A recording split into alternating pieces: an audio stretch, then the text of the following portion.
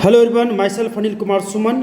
और मैं आज आईआईटी का जो सीरीज हमने शुरू किया है प्रीवियस ईयर क्वेश्चन का, उसका नेक्स्ट क्वेश्चन मैं करने जा रहा हूँ। और ये हमारा 4th एपिसोड है। होपफुली आप सबको बहुत पसंद आएगा और यूँ ही जुड़े रहिए। और हम लोग स्टार्ट करते हैं नेक्स्ट क्वेश्चन का। तो क्वेश्चन है ये इलेक्ट्रिक चार्ज एंड फोर्स का, ये कूलम्ब्स लॉ के बेस में है क्वेश्चन। और क्वेश्चन में कह रहा है कि ए चार्ज ऑफ 4 माइक्रोकूलम, चार्ज जो हमारा 4 माइक्रोकूलम का है, divide into 2 parts. That means 4 microcoulomb का जो चार्ज है हमारा, वो डिवाइड हो रहा है 2 पार्ट्स में। 2 पार्ट्स में डिवाइड हो रहा है यहाँ पर। That means let us suppose कि एक चार्ज को हमने Q माना, तो सेकेंड चार्ज जो हो जाएगा हमारा 4 minus Q।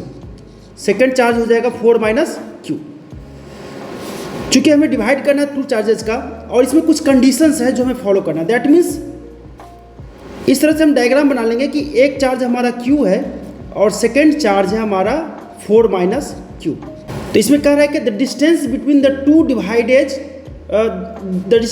Divided charge is constant. That means let us suppose कि ये जो डिस्टेंस है दैट इज a, तो a जो हमारा है कांस्टेंट है। इसमें a कांस्टेंट दिया हुआ है, हमें क्वेश्चन में दिया हुआ है a हमारा कांस्टेंट है। नाउ हम लोग ये कह सकते हैं क्या कि इसके अंदर में अब कूलम्ब्स लॉ को यूज करेंगे। अब हमें पता है कि बाई कूलम्ब्स लॉ के थ्रू, बाई कूलम्ब्स लॉ जो इक्वेशन है हमारा, by Coulomb's law equation is force equal to K Q1 Q2 upon R square. K Q1 Q2 upon R square, ये फोर्स का फॉर्मूला है। अब इस क्वेश्चन में अप्लाई करने के बाद हम देखेंगे क्या बनेगा।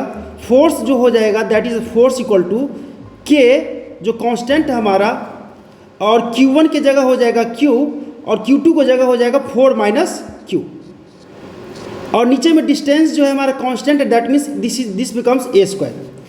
इसको थोड़ा सिंप्लीफाई करके हम लोग देख सकते हैं क्या कि इसके अंदर में इसको सिंप्लीफाई करने के बाद k बाई a स्क्वायर जो है हमारा कांस्टेंट है, तो यहाँ बच के निकल के जाएगा q into 4, that means 4q minus Q square, 4q minus Q square.